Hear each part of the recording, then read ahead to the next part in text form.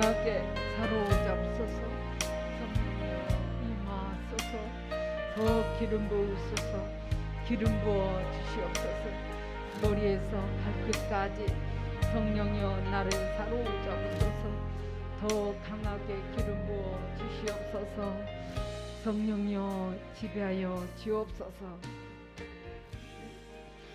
예배를 통성으로 예배를 위해서 기도합니다. 예배에 집중하게 해달라고 이 시간에 주님 만나서 주님의 세미한 음성을 듣는 귀한 시간 되게 해달라고, 주님 이 시간에 주님 만나달라고 통성으로 부르짖어 기도합니다. 주님 이 시간에 함께하여 주옵소서. 주님 만나기를 원합니다. 사슴이 시냇물을 찾아 갈급함같이 내 영이 주를 찾기에 갈급하나이다. 주님 사모함으로 주님 전에 나왔사오니 주님 빈 마음으로 왔사옵나이다. 주님 만나기를 원하오니 은혜를 베풀어 주옵소서. 주님 이 시간에 말씀하여 주옵소서. 주님 말씀을 깨닫게 하시고 주님 이 시간에 예배에 집중하기를 원합니다. 주님 말씀에 판단하는 것이 아니라 주님 말씀을 사모함으로 왔사오니 받아 누리게 하여 주옵소서. 주님을 만나기를 원합니다. 주님 만나기를 원하오니 은혜를 베풀어 주옵소서. 주님 저는 아무것도 할 수 없습니다. 주님 만나기를 원하오니 은혜를 베풀어 주옵소서. 사모하는 심령 위에 주의 영으로 충만케 채워주시고 주님 만나기를 원합니다. 주님의 세미한 음성을 듣기를 원합니다. 갈급한 심령 위에 주님으로 채워 주옵소서. 주님으로 충만케 채워 주시옵소서. 주님 만나기를 원합니다. 주님의 세미한 음성을 듣기를 원하오니 은혜를 베풀어 주시옵소서. 주님이 아버지 저에게 말씀하시는 주님의 말씀을 듣게 하여 주옵소서. 주님 말씀을 듣게 하여 주옵소서. 주님 만나기를 원합니다. 주님 함께하여 주옵소서.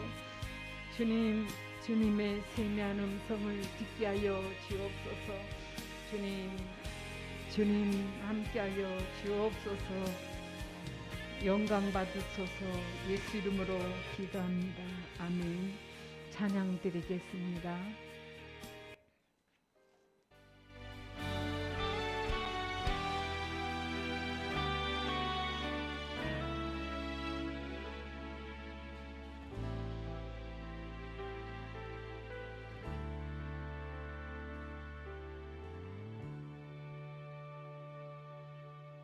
내 맘이 낙심되며 근심에 눌릴 때 주께서 내게 오사 위로해 주시네. 가는 길 캄캄하고 괴로움 많으나 주께서 함께하며 내 짐을 지시네. 그 은혜가 내게 족하네. 그 은혜가 족하네. 이 괴로운 세상 지날 때 그 은혜가 족하네.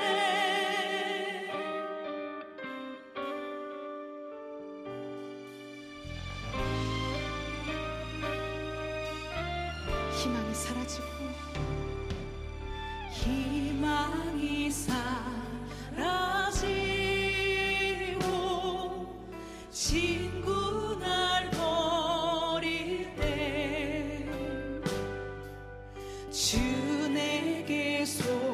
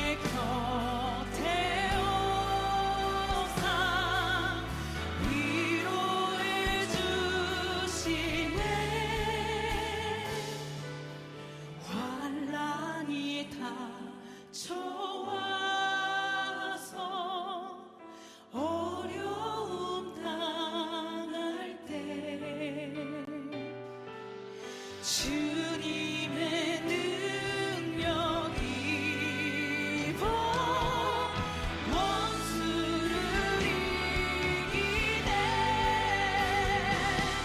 그 은혜가 내게 족하네 그 은혜가 족하네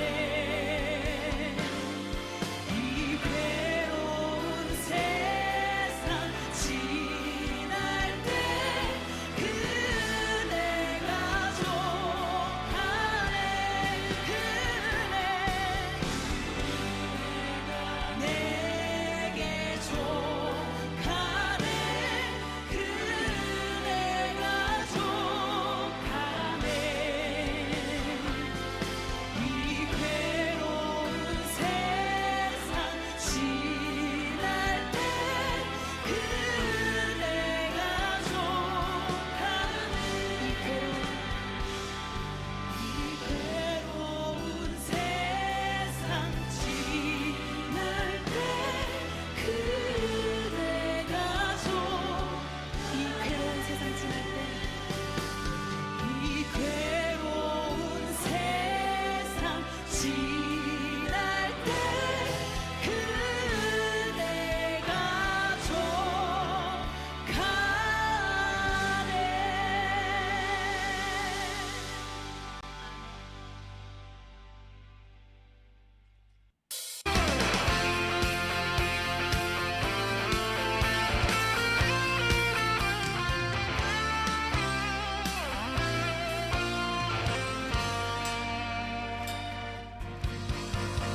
나아갈 수 없고 물러설 길 없을 때에 주님은 나에게 그 꿈으로 오라네 의지할 리 없고 외로움에 지칠 때에 주의 날개 끈을 주의 품에 거하리라 나의 힘 되신 주 찬양하라 주 이름 하늘 위 높이어라 끝없이 영원한 주의 사랑 주의 영광은 온 세계 위에 위대한 일하심 찬양하라 기도자 못 살아 전능의 왕 온 땅에 가득한 주의 사랑 주의 선하심 선포하라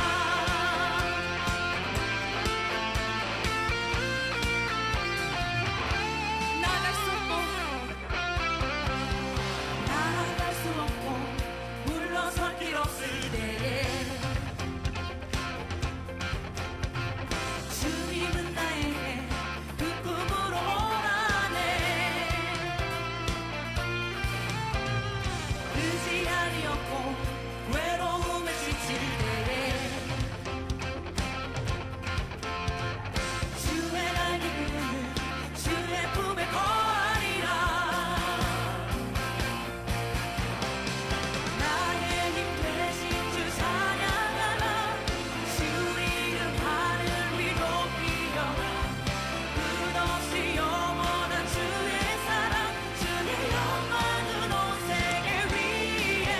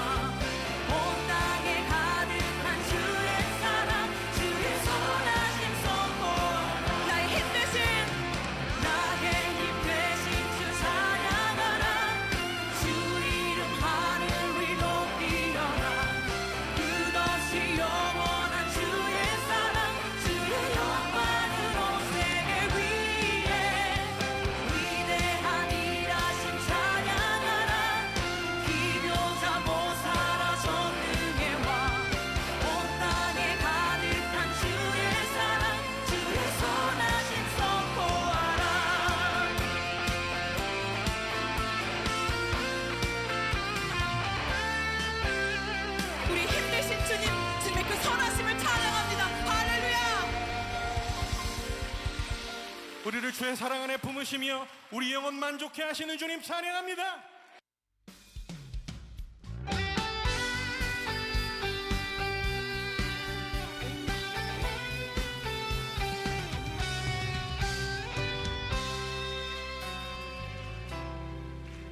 주님 뜻대로 살기로 했네. 주님 뜻대로 살기로 했네. 주님 뜻대로 살기로 했네. 뒤돌아서지 않겠네. 이 세상 사람, 이 세상 사람 날 몰라줘도, 이 세상 사람 날 몰라줘도, 이 세상 사람 날 몰라줘도 뒤돌아서지 않겠네. 뒤돌아서지 않겠네. 어떠한 시련이 와도, 수많은 유혹 속에도 진실하신 주님 약속만 붙들리라.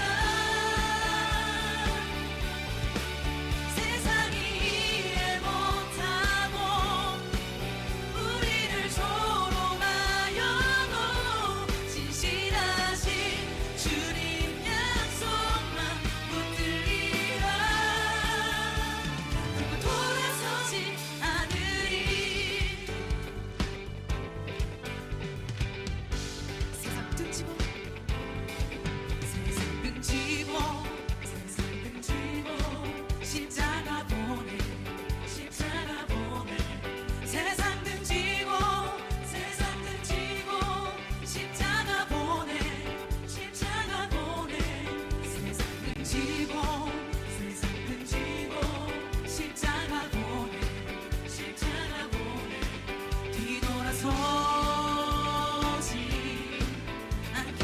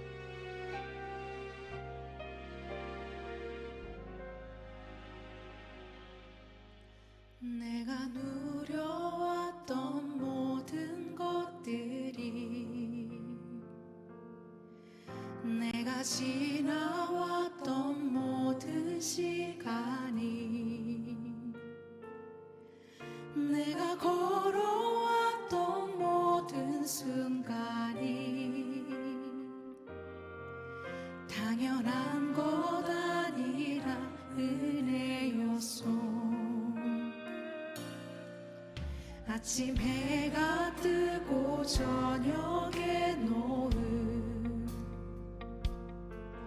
봄의 꽃향기와 가을의 열매, 변하는 계절의 모든 순간이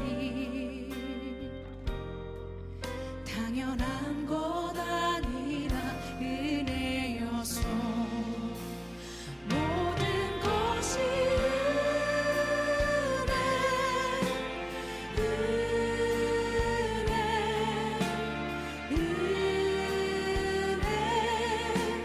한없는 은혜 내 삶에 당연한 건 하나도 없었던 것을 모든 것이 은혜였소.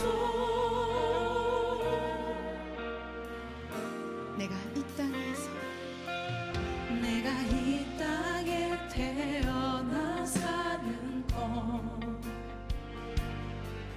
어린아이 시절과 지금까지 숨을 쉬며 살며 꿈을 꾸는 삶, 당연한 것 아니라 은혜였소. 내가 하나님의 자녀로 하나님의 자녀로 살며 오늘 찬양하고 예배하는 삶, 찬양하고 예배하는 삶, 복음을 전할 수 있는 축복이 복음을 전할 수 있는 축복이 당연한 것 아니라 은혜였소. 모든 것이 은혜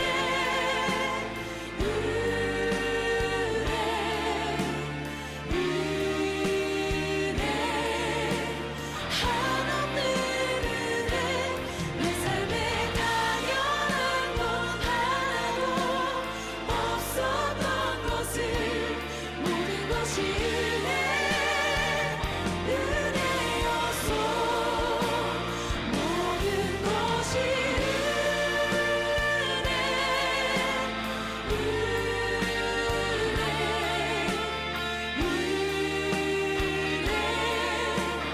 한없는 은혜 내 삶에 당연한 건 하나도 없었던 것을 모든 것이 은혜였소.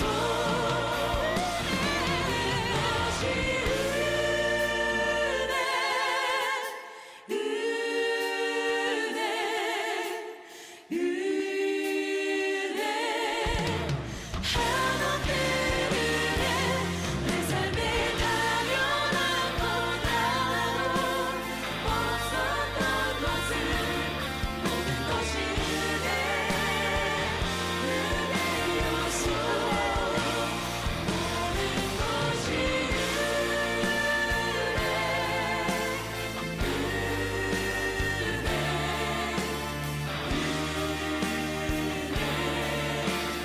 한없는 은혜 내 삶에 당연한 건 하나도 없었던 것을 모든 것이 은혜였소.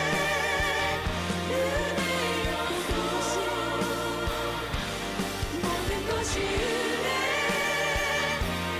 은혜였소. 모든 것이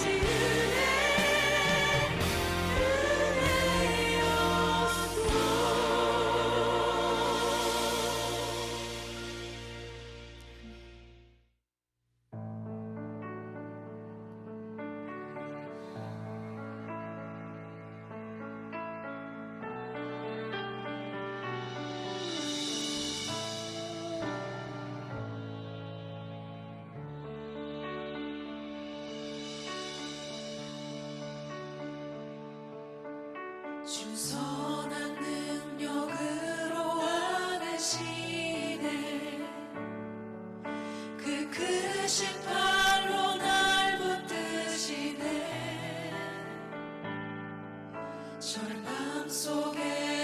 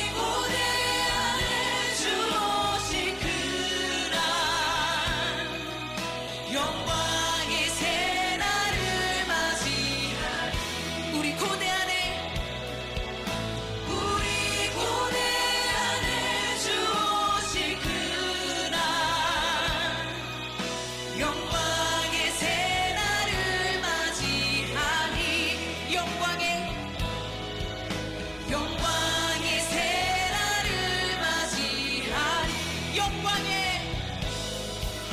영광의 새날을 맞이하리.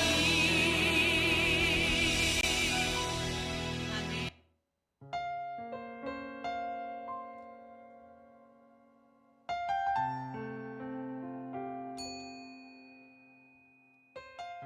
여호와여, 깊은 절망 속에서 내가 주께 부르짖습니다. 주여, 내 목소리를 들으소서. 주의 귀를 내게 기울이시고 자비를 구하는 나의 부르짖음을 들어보소서. 여호와여, 만약 주께서 죄를 기록하셨다면 주여 누가 견딜 수 있겠습니까? 그러나 용서하심이 주께 있으니 사람들이 주를 두려워하며 높입니다. 내가 여호와를 기다리고 또 기다립니다.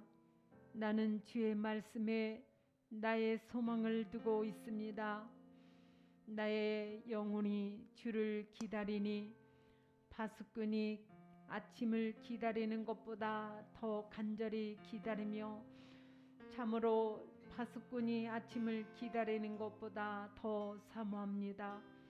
여러분의 소망을 여호와께 두십시오. 변함없는 사랑이 여호와께 있으며 충만한 구원이 그분께 있습니다. 주가 친히 구원하실 것입니다. 그들의 모든 죄로부터 구원하실 것입니다. 아멘.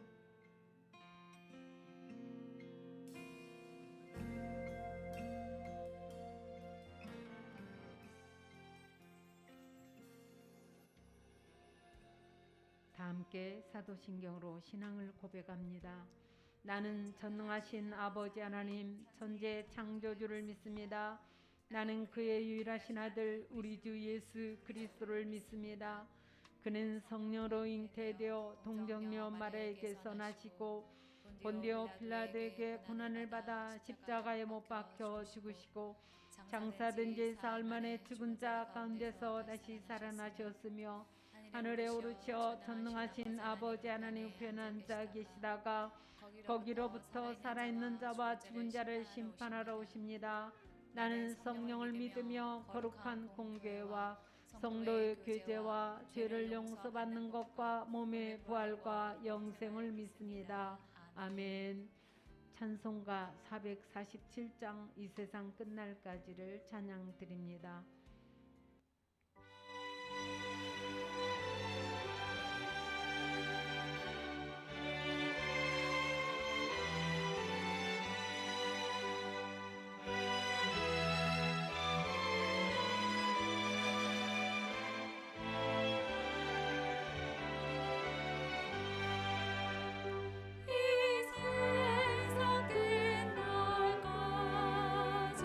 주 선교사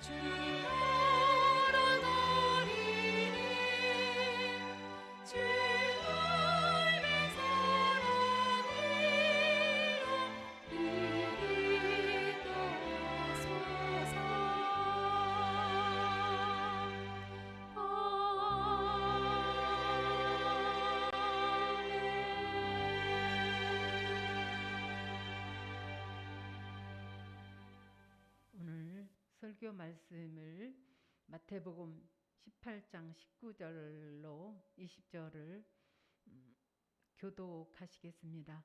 진실로 다시 너희에게 이르노니 너희 중에 두 사람이 땅에서 합심하여 무엇이든지 구하면 하늘에 계신 내 아버지께서 그들을 위하여 이루게 하시리라. 두세 사람이 내 이름으로 모인 곳에는 나도 그들 중에 있느니라. 아멘. 전도사님 나오셔서 말씀을 전해 주시겠습니다.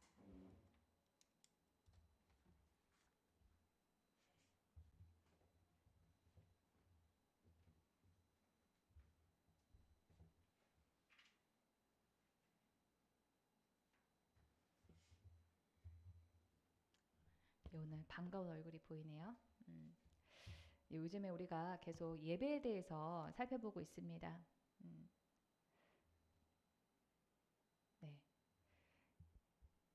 이 생명의 말씀사에서 나온 이 교회 용어 사전에 보면은 예배를 이렇게 정의하고 있습니다. 화면을 보시면 예배를 의미하는 대표적인 히브리어 아바드는 봉사, 섬김이란 뜻으로 영어의 서비스와 유사한 개념이다. 또 샤하는 엎드리다, 굴복하다는 뜻으로 숭배, 순종, 섬김의 뜻을 지닌다. 그리고 헬라어로 프로스 키네오는 프로스, 뭐뭐에게와 키네오, 입맞추다의 합성어로 원래는 종이 주인에게 문안할 때 존경의 표시로 머리를 조아리며 발에 입맞추는 것을 가리켰다. 또 라트레이아는 종으로서 섬기라는 뜻을, 네이투르기아는 예전으로서의 의식을 뜻하는 단어이다 라고 이렇게 하고 있습니다.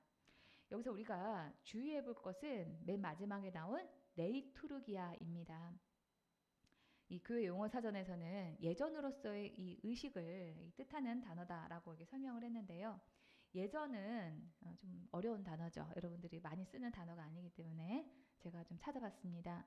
이 예절 예자에다가 법전자를 써요. 그래서 예의에 관한 법칙이다라고 하는 것이 바로 예전입니다. 다시 말하면은 이 관례에 따라서 규정된 공적인 장소에서 드리는 예배 의식이 바로 예전이에요. 그러니까 이 헬라어 레이 투르기아는 사람들이 함께 모여서 순서에 따라서 하는 일이라고 하는 그런 의미가 있습니다. 이에 따르면은 사람들이 함께 모여서 예배를 드리지 않는 것은 진정한 의미에서 예배라고 할 수는 없습니다. 이 교회 용어 사전에 따라서 이 예배를 나누면은 그리스도인에게는 이 예배가 혼자 드리는 예배도 있고 또 이 공동체를 이루고 사람들과 함께 드리는 그런 예배의 두 가지가 있는 것으로 우리가 정리할 수가 있습니다. 코로나 바이러스 때문에 집에서 영상을 보면서 예배를 드리는 날이 많은 요즘에 우리가 생각해 보게 되는 것은 혼자 집에서 드리는 예배도 성경에서 말하는 그런 예배에 해당하는가 하는 그런 점입니다. 혼자서 영상으로 드리는 예배도 예배가 맞지만 그것만으로 우리 그리스도인들이 드리는 예배를 온전히 다 설명할 수 있는 것은 아닙니다. 성경적으로 이 그리스도인에게 예배는 하나님께 홀로 드리는 예배와 이 소속된 공동체의 이 지체들과 함께 드리는 예배, 이 두 가지가 양립해야 된다라고 하는 그런 점입니다. 혼자 드리는 예배와 사람들과 함께 드리는 예배는 이 그리스도인들의 의무이며 둘 중에 하나만 하고 있다면은 건강한 신앙생활을 하고 있다라고 볼 수는 없는 거예요.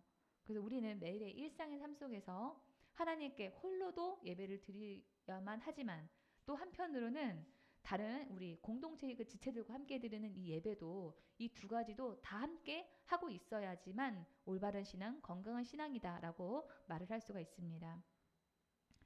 네, 사도행전에 나오는 이 초대교회 교인들은 그 위험에 계속 직면해 있었습니다. 예수님이 이 정치범의 누범을 쓰고 죽은 지 얼마 되지 않은 그런 때였기 때문에 예수님을 신으로 아는 사람들이 함께 모여서 이렇게 있다가는 당시에 이 사회 반동분자로 찍힌 예수님에게 동전 시대가 있었죠. 예, 그래서 이 빨갱이다라고 한번 이렇게 찍히게 되면은 그 사람만 곤욕을 당하는 것이 아니라 그 가족이나 이웃들까지도 함께 어려웠습니다. 그래서 예를 들어서 빨갱이로 찍힌 그 사람을 예배하고 섬긴다라고 한번 생각을 해보세요. 그러면은 아마 그 당시에는 너도 같은 빨갱이지 하면서 잡혀가거나 불이익을 당했을 것입니다. 그런데 이 초대교회 사람들이 그때 당시와 같은 그런 분위기였다는 거예요. 그래서 유언을 무릅쓰고 그럼에도 불구하고 위험을 무릅쓰고 모였습니다. 사도행전 2장 46, 47절 보겠습니다. 날마다 마음을 같이하여 성전에 모이기를 힘쓰고 집에서 떡을 떼며 기쁨과 순전한 마음으로 음식을 먹고 하나님을 찬미하며 또 온 백성에게 칭송을 받으니 주께서 구원받는 사람을 날마다 더하게 하시니라 라고 합니다. 이 46절에서 떡을 뗐다라고 하는 것은 예수님이 십자가 위에서 흘리신 피와 이 찢긴 살을 생각을 하면서 성만찬을 했다는 그런 뜻입니다.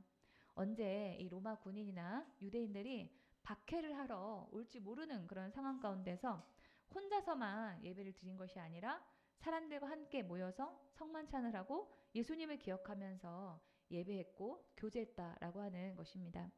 그랬더니 이 초대교회 사람들이 더 많아지고 사람이 많이 모이면 모일수록 위험은 더 커졌습니다.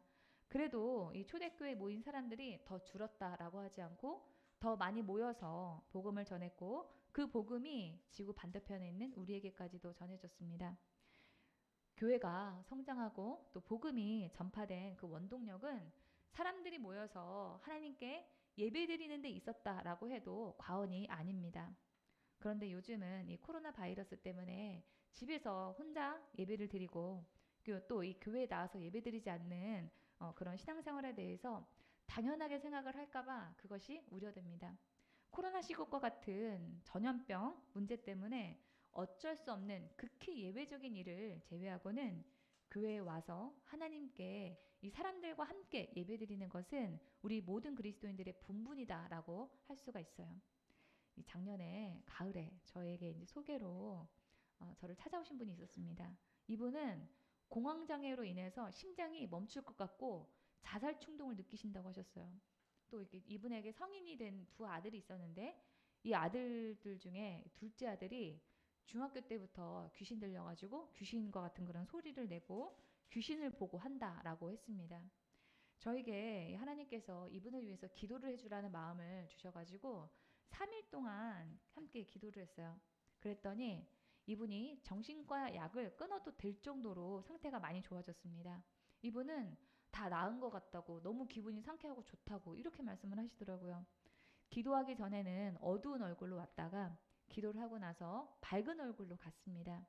그래서 제가 이 신앙생활을 어떻게 해야 되는 것인지 몇 가지 권면을 해드리고 헤어졌는데 한 달 반 정도 있다가 저한테 다시 이분이 찾아오신 거예요. 근데 이번에는 그 전보다 상태가 더 심각해져가지고 너의 영혼을 마귀에게 팔아라 이런 소리가 자기 귀에 들린다는 거예요. 그래서 제가 어떻게 하다가 그렇게 됐는가 하고 이분의 얘기를 이렇게 들어보니까 제가 한 달 반 전에 기도해드리기 전과 기도해드리고 난 다음에 이분이 신앙생활에 있어서 아무 변화도 주지 않으시고 또 심지어 변할 의지조차도 없었습니다.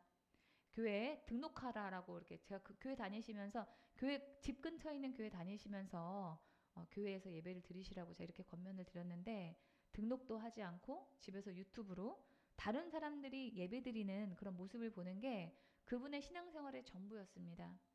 그래서 제가 이분에게 어떻게 신앙생활 하는 게 본인이 생각할 때 본인의 상황에서 최선이냐 이렇게 제가 여쭤봤어요. 그랬더니 이분이 교회를 다니는 거는 가족들이 반대하기 때문에 안 되고 또 헌금도 절대로 하지 말라고 했으니까 그것도 하면 안 된다라고 이렇게 말씀하시더라고요.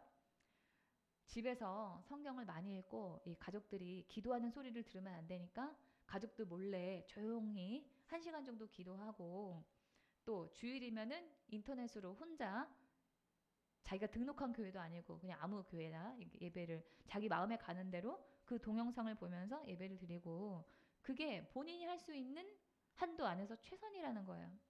그래서 제가 그 얘기를 듣고 기가 막혀가지고 성도님 그러면은 본인이 그 생각하시는 그 신앙생활의 그 패턴 그 모습이 정말 하나님이 기뻐하시는 신앙생활이라고 생각하세요? 그게 성경적입니까? 제가 이렇게 물어봤습니다. 할 말이 없지요. 하나님이 원하시는 대로 하나님께 맞추려고 하지 않고 자기 편한 위주로 자기 편하려고 취미생활하는 거지 그게 어떻게 신앙생활을 올바로 하는 것이라고 볼 수가 있겠어요. 그럼에도 이분은 가족들이 자기 이 교회에서 등록해서 활동하는 것에 대해서 반대하기 때문에 어쩔 수 없다 이렇게 반복을 하셨습니다. 그래서 제가 이분에게 그러면은 제가 기도해 드리는 일이 더 이상 의미가 없을 것 같습니다 라고 말씀드렸어요. 본인이 변해야 되겠다라고 하는 그런 분명한 결단이 없는 상태에서는 예수님이 오셔도 어렵습니다.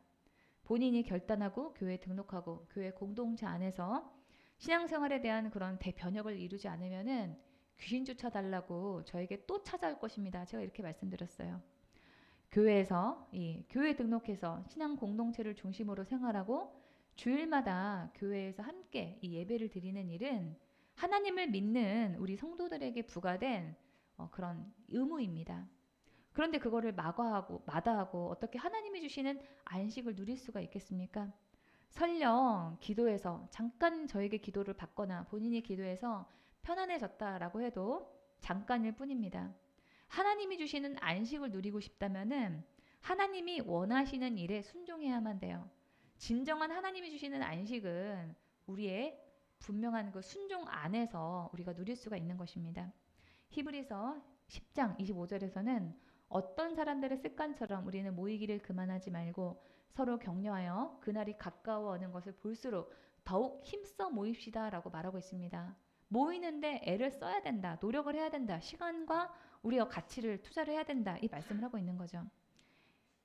교회라는 이 공동체에 들어가서 모여서 예배를 드리고 또 이 공통의 목적을 이루기 위해서 힘을 쓰는 일은 하나님의 명령이기도 하지만은 그렇게 할 때 우리에게 우리의 영의 유익이 있기 때문에 하나님께서 명하신 것입니다.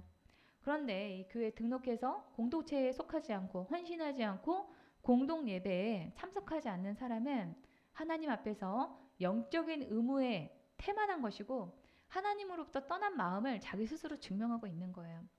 그런 사람을 가만히 두시면은 하나님이 그 사람을 진짜 사랑하는 것은 아닙니다. 하나님이 우리 인생에 문제를 주시는 이유는 다양해요. 우리에게 하나님이 원하시는 신앙생활을 하라고 삶에 우리의 대변혁을 촉구하려고 하나님께서 문제를 허락하시는 경우도 많습니다. 그럴 때 우리는 내가 하나님 앞에서 무엇을 바꿔야 될까? 무엇이 성경적으로 옳은 삶의 방향과 태도일까를 돌아보고 바꿔야만 합니다. 그렇지 않으면은 우리의 삶의 문제는 계속될 수밖에 없어요. 왜냐하면은 그렇게 하다가 잘못되니까, 그렇게 하다가 잘못하면은 지옥에 갈 수밖에 없으니까 하나님이 그냥 우리를 두고 볼 수만은 없는 것입니다. 이 자녀가 원하는 것만 하도록 이렇게 놔둬서는 자녀를 올바르게 키울 수 없습니다. 때로는 자녀가 싫어하는 일이라고 할지라도 그게 옳은 일이고 자녀에게 꼭 필요한 일이라면은 부모는 자녀를 혼을 내서라도 그 자녀를 올바른 일을 할 수 있도록 그렇게 만듭니다. 하나님의 마음이 그런 부모님의 마음과 같은 거예요. 하나님은 우리가 하나님이 원하시는 의무를 다하면은 마땅히 누려야 할 것을 누리게 되지만 의무를 다하지 않으면은 마땅히 누려야 할 것을 누려야 될 것을 누릴 수가 없도록 하십니다. 그게 바로 복과 저주예요. 사람들은 이 복에 대해서 어떻게 생각하냐면 뜻하지도 않았는데 얻는 횡재나 불로소득처럼 그렇게 복을 생각합니다. 그러나 하나님이 주시는 복의 개념은 힘들이지 않고 거저 얻는 그런 유익이 아닙니다. 그거는 공정하지가 않잖아요. 우리가 하나님이 원하시는 그런 의무나 노력을 다했을 때 그 대가를 누릴 수 있겠다 하시고 그것이 바로 성경적으로 말하는 복입니다. 반대로 저주는 내가 노력을 했는데도 누릴 수 없는 것, 그것이 저주다라고 성경에서 말하고 있어요. 사람이 노력을 하면은 그 노력한 당사자가 그 노력의 대가를 받아야지 마땅합니다. 그런데 하나님이 원하시는 의무를 그 순종을 다하지 않으면은 노력의 대가를 받을 수 없고 노력의 그 대가를 다른 사람이 누릴 수가 있게 됩니다. 이 학개 선지자라고 하는 사람이 있었어요. 이 학개 선지자는 그 시절에 과업은 뭐였냐면은 이스라엘 백성들에게 하나님께서 성전 건축을 다시 하라라고 하는 그런 의무를 주셨습니다. 그런데 성전 건축을 시작을 했는데 많은 어려움에 부딪혔어요. 근데 그 핑계를 대고 이스라엘 백성들은 성전을 지으라고 하는 그 하나님의 명령에 불순종하고 있었습니다. 그때 하나님께서 이 백성들에게 이렇게 말씀하십니다. 너희는 씨앗을 많이 뿌려도 얼마 거두지 못했으며 먹어도 배부르지 못하며 마셔도 만족하지 못하며 입어도 따뜻하지 못하며 품꾼이 품삯을 받아도 구멍난 주머니에 돈을 넣음이 되었다. 나 만군의 주가 말한다. 너희는 각자의 소행을 살펴보아라. 너희는 산에 올라가서 나무를 베어다가 성전을 지어라. 그러면 내가 그 성전을 기껍게 여기고 거기에서 내 영광을 드러내겠다. 나 주가 말한다. 너희가 많이 거두기를 바랐으나 얼마 거두지 못했고 너희가 집으로 거두어 들였으나 내가 그것을 흘려버렸다. 그 까닭이 무엇이냐? 나 만군의 주의 말이다. 나의 집은 이렇게 무너져 있는데 너희는 저마다 제 집 일에만 바쁘기 때문이다. 여기서 나의 집은 성전을 말하는 거죠. 그러므로 너희 때문에 하늘은 이슬을 그치고 비가 안 왔다는 겁니다. 땅은 소출을 그쳤다. 비가 안 오면 당연히 농사짓기가 어렵죠. 내가 땅 위에 가뭄을 들게 하였다. 산 위에도 곡물과 새 포도주와 기름 위에도 밭에서 나는 모든 것 위에도 사람과 짐승 위에도 너희가 애써서 기르는 온갖 것 위에도 가뭄이 들게 하였다. 이렇게 말씀하세요. 여기서 제가 여러분들에게 성전 짓는데 열심히 하지 않으면 저주받습니다. 이런 얘기 하는 거 아니니까 오해하시면 안 됩니다. 여기서 중요한 것은 하나님이 주시는 그 의무에 대해서 순종했을 때는 어떻고 순종하지 않았을 때는 그 결과가 어떤가 그것을 보는 게 여기 핵심이에요. 이 6절에서 씨를 많이 뿌려도 거두지 못했다라고 하는 것은 농사에 많은 시간과 노력을 투자했는데도 불구하고 수확이 적었다는 거죠. 시간과 노력을 투자한 그 대가를 받지 못했다라고 하는 그런 뜻입니다. 또 6절 이 하반절에 보시면은 품꾼이 품삯을 받아도 구멍난 주머니에 돈을 넣음같이 되었다라고 하는 것은 노동을 했는데 열심히 일을 했는데도 그 대가를 누리지를 못하고 구멍난 이 돈 주머니에다가 돈을 넣는 것처럼 돈이 다 새버렸다는 거예요. 자기가 누리지 못하게 됐다는 거죠. 이 10절부터 보면은 하나님이 주신 의무를 저버리자 이스라엘 백성들은 하나님이 주시는 축복인 비를 받을 수가 없었고 그 결과 농사가 되지 않았다라고 말하고 있습니다. 우리는 우리의 힘과 지혜만으로 이 세상을 사는 게 아니에요. 이웃들과 더불어서 함께 살아가는 이 삶 가운데서 하나님의 공급하심이 있어야지만 우리는 존재할 수가 있습니다. 그 공급하심을 누리는 날이 바로 주일날입니다. 그런데 우리가 예배 시간을 아까워하고 예배 시간을 바치면서까지 얻고자 하는 그것들이 정말 하나님 앞에서 가치 있는 것들인가 그것은 고민해 볼 그런 일입니다. 여러분이 예배 시간을 희생하면서 얻고자 하는 것들이 정말 하나님이 주시는 그런 공급보다 더 가치가 있을까요? 그렇지 않습니다. 하나님이 주시는 것은 하늘에 속한 거고 우리가 땅에서 얻고자 하는 것은 땅에만 속한 것이잖아요. 그 가치는 비교할 수가 없습니다. 이 의무라고 하는 것은 상황과 형편에 관계없이 지켜야 하는 일이 의무죠. 때로는 우리에게 그 의무를 지킴으로 인해서 보상이 없어도 그 위치에 있으면은 당연히 해야 되는 일이 바로 의무입니다. 우리 그리스도인들에게는 주일을 거룩하게 지켜야 되는 그런 의무가 있습니다. 우리가 교회에 등록하면서 내가 앞으로 하나님을 믿노라 라고 신앙 고백을 했다라고 하는 것은 하나님이 우리에게 주신 그 의무를 잘 지키겠다고 하나님 앞에서 약속을 한 거예요. 시시각각 변하는 그런 상황과 그런 형편에 따라서 못 지킬 약속이라면은 약속을 왜 해야 합니까? 그런데 많은 사람들이 상황과 형편을 핑계대면서 주일에 교회 예배에 불참하는 일을 어쩔 수 없는 일로 여기곤 합니다. 이 국민이라고 하면은 이 의무를 지켜야 되죠. 국민의 4대 의무 여러분 기억하십니까? 국방의 의무, 납세의 의무, 근로의 의무, 또 교육의 의무입니다. 이 의무를 이행하지 않으면은 그 불이행한 대가가 있어요. 예를 들어서 국방의 의무 가운데 하나인 이 병역의 의무를 지지 않으면은 법에 정한 불가피한 사유가 없는 한 징역을 살게 되어 있습니다. 또 의무를 지지 않으면은 국민으로서 누릴 수 있는 권리도 받을 수가 없어요. 하나님 나라의 백성으로 살 때도 마찬가지입니다. 하나님 나라에 속한 백성으로서의 그 의무를 지켜야 되고 의무를 지키지 않으면은 그에 합당한 벌을 받을 수가 있습니다. 또 하나님이 우리에게 주신 그 의무를 우리가 다 지킬 때에만 하나님이 주신 권리도 누릴 수가 있습니다. 물론 저는 여러분이 의무를 지키지 않았을 때 받을 이 처벌에 대한 두려움으로 하나님을 섬기기를 원하지 않습니다. 하나님은 벌을 내리기도 하지만 한편으로는 사랑과 인내와 자비가 끝이 없는 분이에요. 각 사람이 처한 행위와 이 형편에 따라서 하나님께서 알아서 판단하실 것입니다. 제가 앞서서 예배에 관한 이 히브리어와 헬라어의 의미를 살펴보면서 헬라어 레이투르기아는 예전으로서의 의식을 뜻한다라고 설명을 드렸습니다. 사람들이 모였으면은 형식을 따르면서 예배를 드려야 된다라고 하는 거죠. 그런데 이 신앙의 자유를 중요하게 생각하는 사람들은 형식은 필요가 없다라고 생각하기도 합니다. 형식을 강조하면은 타성에 젖어서 습관적으로 예배를 드릴 위험이 있다거나 마음이 형식보다 더 중요하다라고 생각하기도 합니다. 그러나 예배에 있어서 형식이나 틀은 반드시 필요하고 우리가 지킬 것을 하나님께서는 우리에게 요구하고 계세요. 그 예를 보여주는 이 성경에 나오는 대표적인 사람이 사울 왕과 유다의 우시야 왕입니다. 이 사울이 왕이던 때 이스라엘과 블레셋 사이에 전쟁이 났습니다. 이 블레셋은 지금의 이 가자지구에 살던 그런 해양 민족입니다. 현재도 이 블레셋 사람들이 존재하는 건 아니니까 여러분들이 그거는 구분하셔야 되고요. 과거에 그랬다는 거죠. 사울과 이 다윗 시대까지 블레셋과 이스라엘은 아주 전쟁을 많이 했습니다. 그런데 이 블레셋 사람들이 막강한 무기를 가지고 또 싸우러 나온 사람들이 모래와 같았기 때문에 이스라엘 백성들이 쫄았습니다. 그래서 이스라엘 백성들이 싸우려고는 하지 않고 도망가고 숨었어요.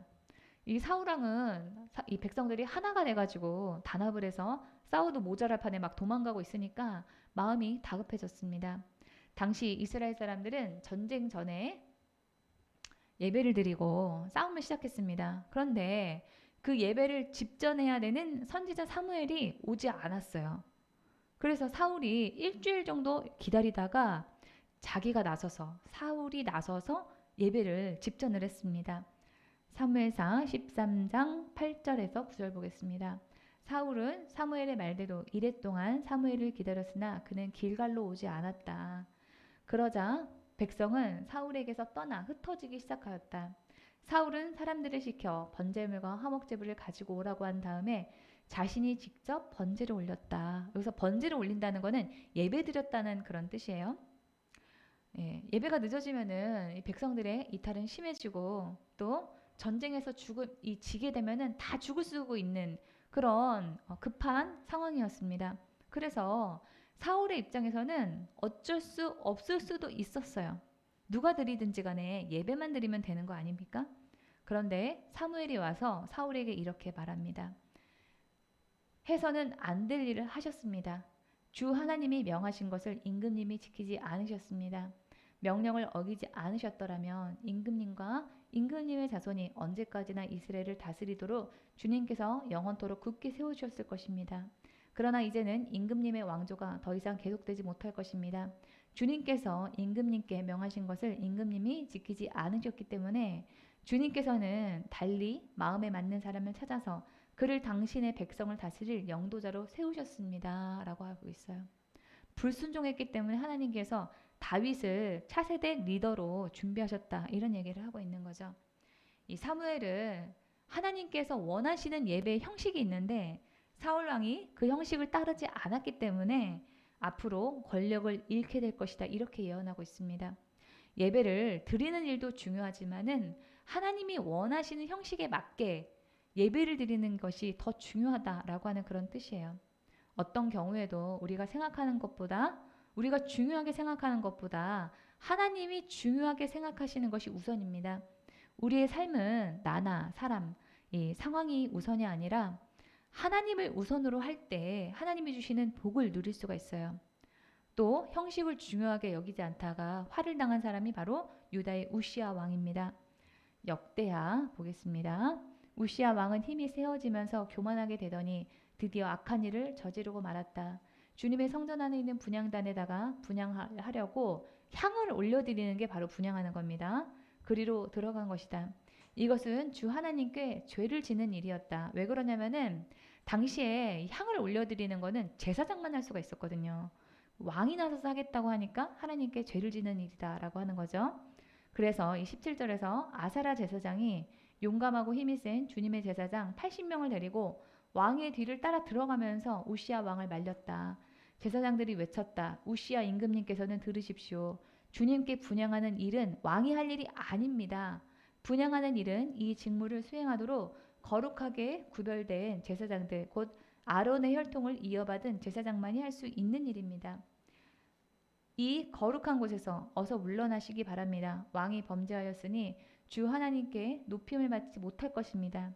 우시야는 성전한 분향단 옆에 서서 향로를 들고 막 분향하려다가 이 말을 듣고 화를 냈다.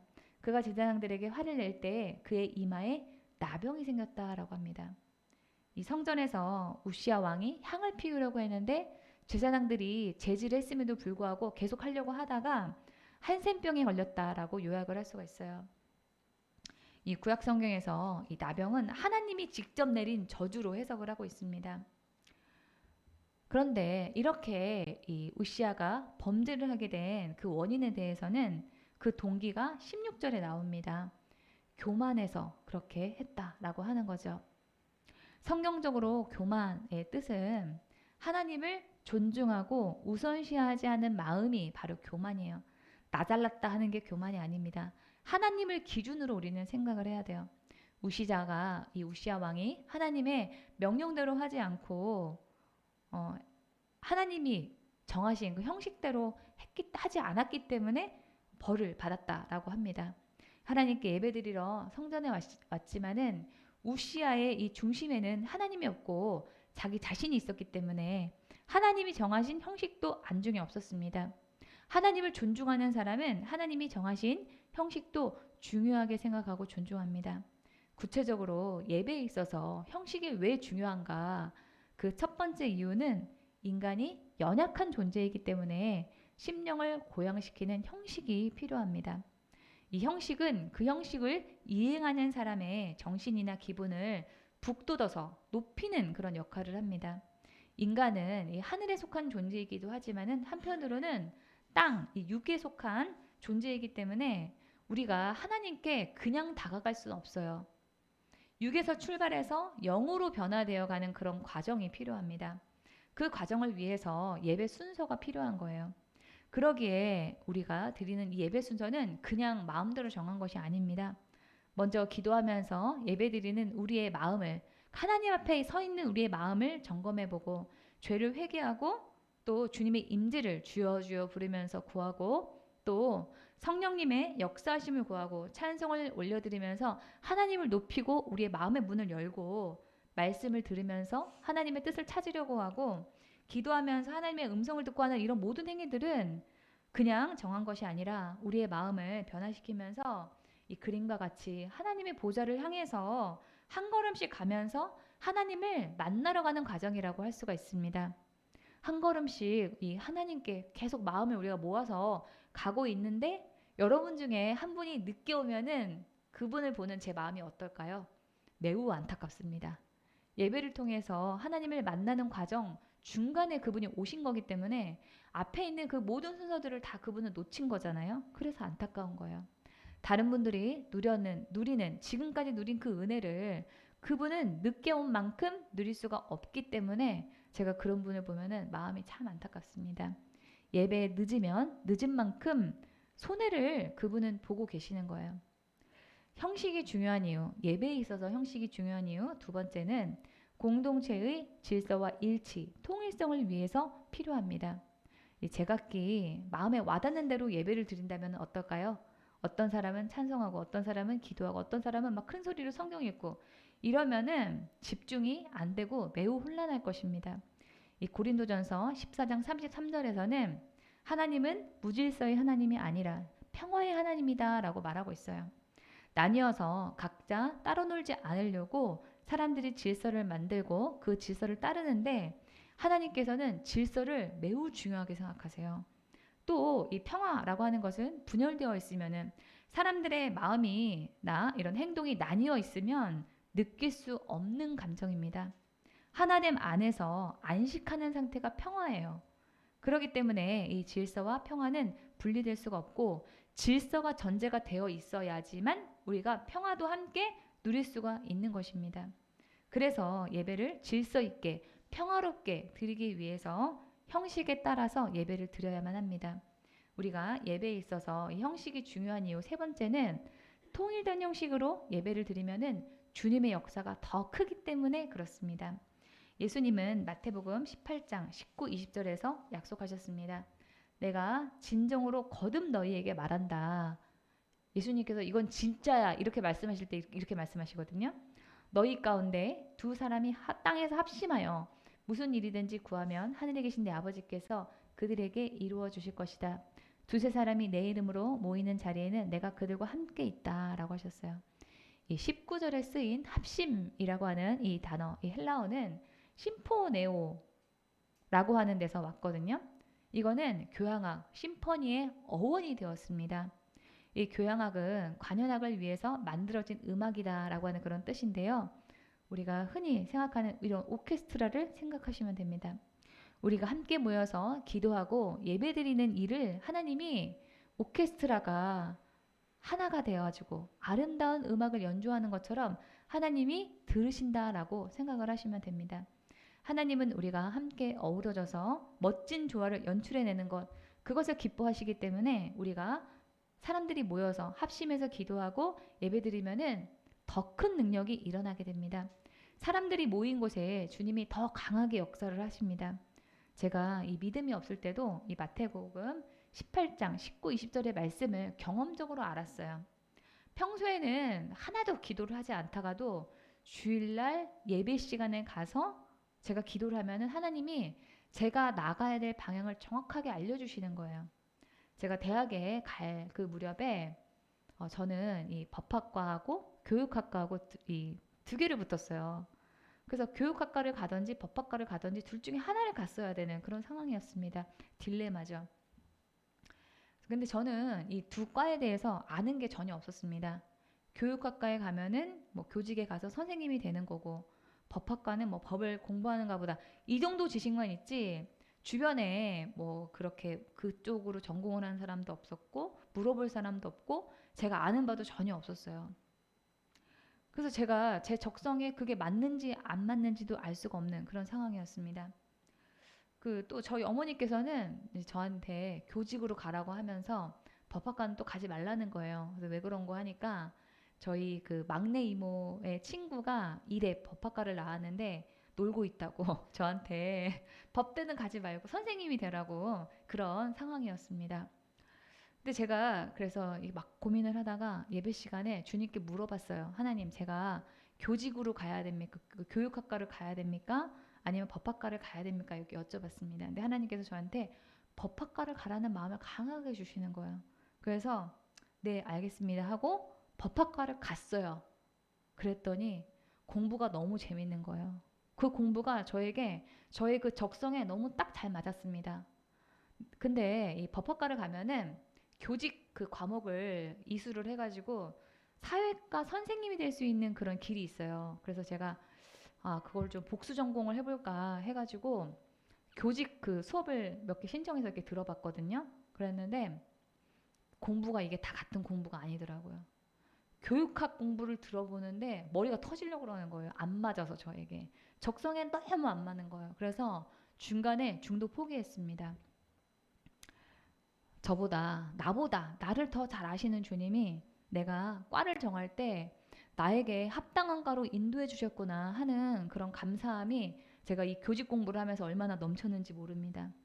저는 이 혼자서 공부를 할 때도 혼자서 공부가 아니라 기도를 할 때도 제가 하나님의 음성을 듣지요.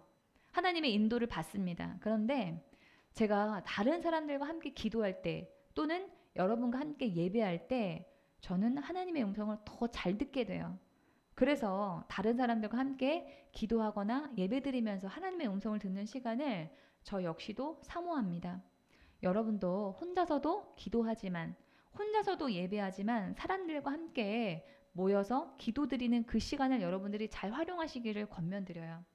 교회에서 사람들과 함께 예배드리는 그 시간을 그냥 보내지 마시고 하나님께서 이 시간에 강하게 역사하신다라고 하는 그 확신으로 오늘 이 마태복음 18장 19, 20절에 대한 이 말씀에 대한 확신으로 하나님의 음성을 듣는 시간으로 잘 활용하시기를 바랍니다. 하나님께서는 사람들과 모일 때 우리 안에 더 크게 역사하십니다. 이 형식은 내용을 담는 그런 그릇이다라고 하는 그런 말이 있습니다. 형식이 무너지면은 내용도 흐지부지되고 무너질 수 있습니다. 하나님은 내용뿐만 아니라 형식도, 예배의 형식도 중요하게 생각하십니다. 하나님이 정하신 형식은 무엇일까? 그 형식 안에서 나는 어떤 마음으로 순종하면서 예배를 드릴 것인가? 그것을 고민하시고 하나님이 원하시는 최선의 예배를 드리시는 기도의 지교회 성도들이 다 되기를 주님의 이름으로 축원합니다. 하나님의 음성을 들으면서 말씀을 마치겠습니다.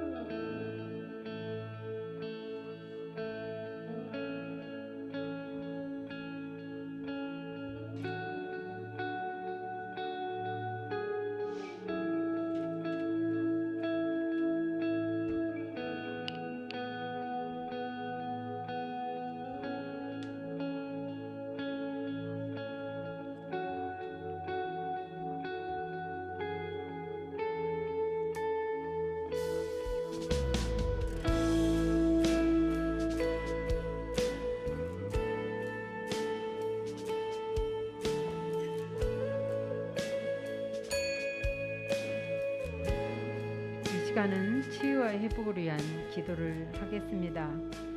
본인의 일터와 사업, 또한 진로와 문제 돌파를 위해서, 아프신 분은 치료를 위해서, 각자에게 처한 개인적인 문제를 위해서 주님의 이름을 삼창 부르고 통성으로 기도합니다. 주여, 주여, 주여. 주님, 가지고 온 문제가 있습니다. 이 문제를 주님 아시오니 은혜 가운데 해결하게 하여 주옵소서. 직장에 문제가 있습니다. 주님 함께 하시고 이 문제 해결하여 주시고, 오직 주님의 뜻이 무엇인지 알게 하여 주옵소서. 주님, 아버지, 사업을 위해서 기도합니다. 사업이 아버지 성장하기를 원하오니 은혜를 베풀어 주옵소서. 이 사업을 통해서 주님 영광이 드러나기를 원하오니 은혜를 베풀어 주시옵소서. 주님 원하기는 저의 진로 문제를 해결하여 주옵소서. 주님이 아시오매 저의 진로 문제를 주님 은혜 가운데 아버지 인도함 받기를 원하오니 은혜를 베풀어 주시옵소서.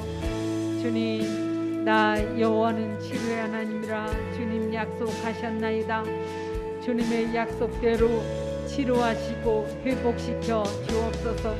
예수께서 채찍에 맞음으로 너희가 나음을 입었나니 주님 치료하시고 회복시켜 주시고 오직 주님의 뜻만 이루어지게 하시고 주님 영광 받아 주시옵소서. 주님 가지고 온 문제가 주님 선하게 해결될 수 있도록 은혜 베풀어 주옵소서. 나 여호와는 치료의 하나님이라 약속하신 그 약속대로 치료하시고 고쳐주시고 회복시켜 주시고 오직 주님의 자녀이오니 주께서 자유함을 얻게 하여 주옵소서. 오늘도 가지고 온 문제마다 주님의 선하신 뜻대로 이루어지게 하여 주옵소서. 회복시켜 주옵소서. 예수 이름으로 감사하며 기도하옵나이다. 아멘. 질병 치유를 위해서 기도하시는 분은 아픈 부위에 손을 얹고 기도하시고, 또 지혜를 받기 원하시는 분은 머리에 손을 얹고 기도 받으시기 바랍니다. 마음이 상하신 분이나 또한 주님의 위로를 받기 원하시는 분은 가슴에 손을 얹고 같이 기도합니다. 지금도 살아 역사하시는 좋으신 아버지, 주님의 사랑과 은혜 가운데 저희들을 붙들어 주시고 축복하여 주옵소서. 나 여호와는 치료의 하나님이라 주님 약속하셨나이다. 주님이 치료하시고 고쳐 주옵소서. 어떠한 병에 걸렸든지 주님이 치료하시고 주님의 영광만 드러나게 하여 주옵소서. 이 더럽고 추악한 영, 질병을 가져다 주는 악한 영아, 예수 이름으로 분리되어 떠나갈지어다. 성도들에게서 떠나갈지어다. 다시는 들어가지 말지어다. 이 더럽고 추악한 영은 이 시간에 떠나가고 다시는 들어가지 말지어다. 주님, 직장에 주님이 축복하여 주옵소서. 주님이 인도하시고 회복시켜 주시옵소서. 주님, 아버지 지혜를 받기 원하여 머리에 손을 얹었습니다.